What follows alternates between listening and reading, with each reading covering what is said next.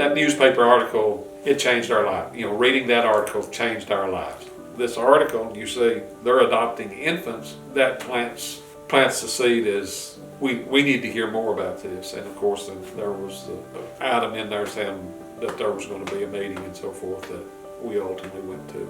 That article changed our life.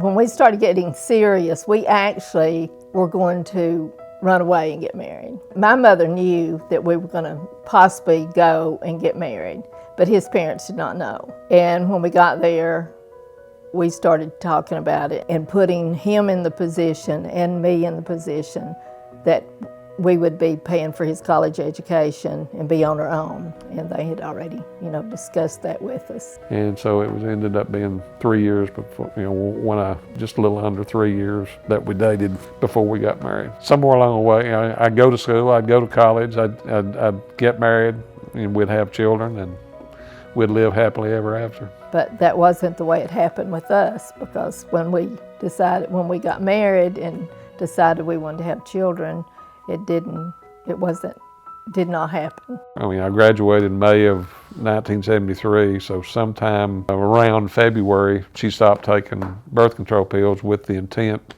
once I got a job, that she would get pregnant. It was difficult because it was like, here we are, we don't want to, you want kids when you're young so you can enjoy them, not when you get older, but it just was like, not evidently we started feeling like, well, it's just not meant to be. Once we started local adoption, or thinking about a local adoption, it was just pretty much like, it could be years down the road. And we were already late 20s. It was a slow process. Like I said, we had a young social worker, and it was almost, I began to feel like it's like this is up to a young girl that was, our age, maybe younger. It was up to her to whether we would ever have a child or be able to adopt. And of course, we only focused our adoption attention on local there in Knoxville, what was available. We didn't have a countrywide, U.S.-wide search for a baby. I don't know what the statistics were as far as, say 10 years, the 10 years before Roe versus Wade. I don't think that many children were available for adoption. We know that had an impact, for any couple adopt, and that's why I guess a lot of families did consider foreign adoption. I probably move through it better than Donna. Donna was probably, I wanted them. She was the driving force. Thinking back of all that she did, both of us being from small town USA, a little town in East Tennessee, and did what we did, or did what she did. And I'm jumping forward to thinking about the Brazilian adoption and so forth, but all that she did, go to a foreign country, all of that,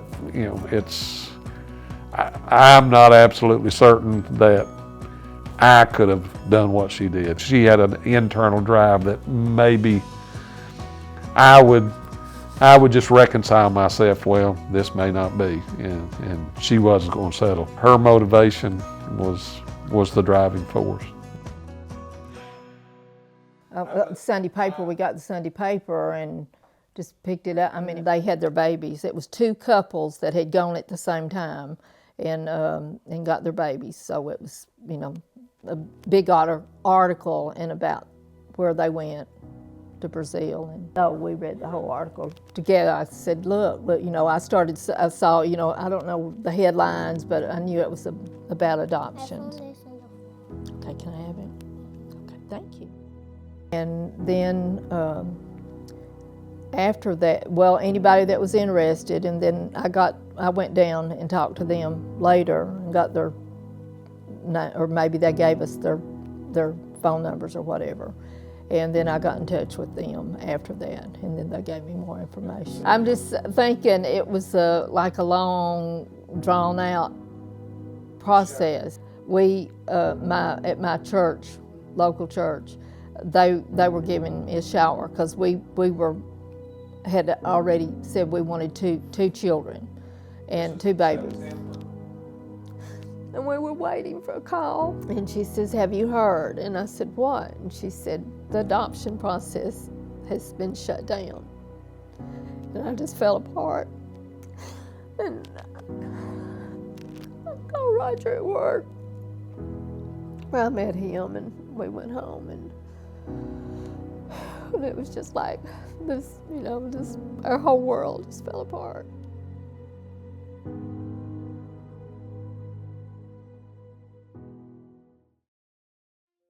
We were in bed at that one night and got a phone call. They had allowed a child to leave Brazil, and therefore the process was underway again. Prior to that, we were, like I say, we're just a few days before Christmas.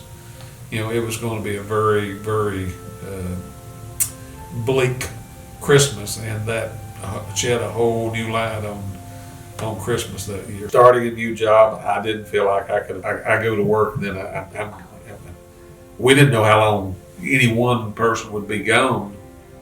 It's something that I wanted so bad that I wasn't willing to give up.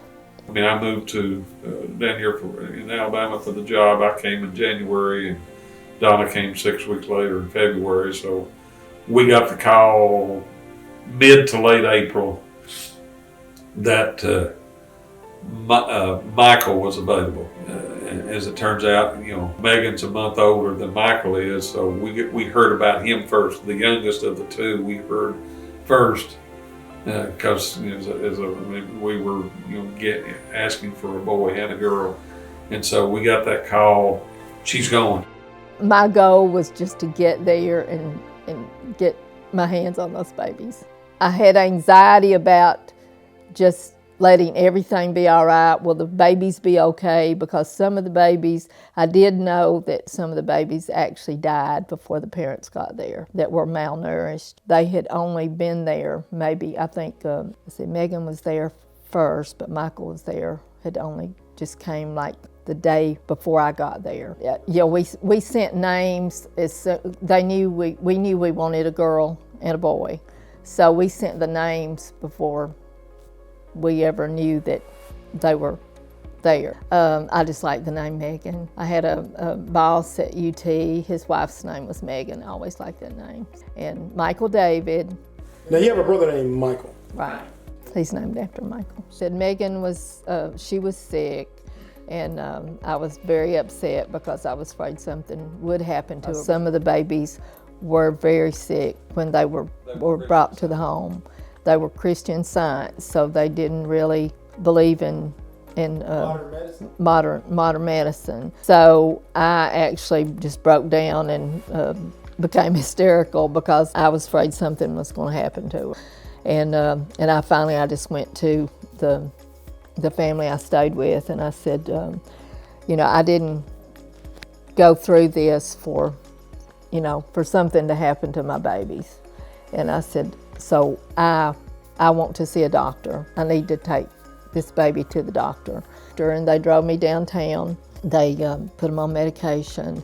And actually I had a male nurse started coming to the house twice a day and gave them medicine. Almost immediately, within a week and a half, 2 weeks, took care of everything. They, just started, you could step, yeah. She would have probably died.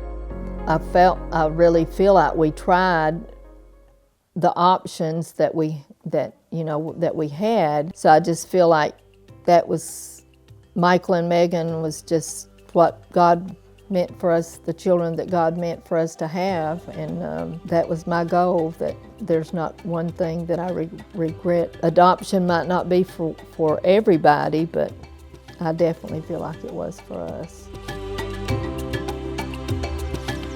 I don't think I could be any closer or love a child any more than I love them. 35 years of reflection, what's the best part about being a parent? Grandkids.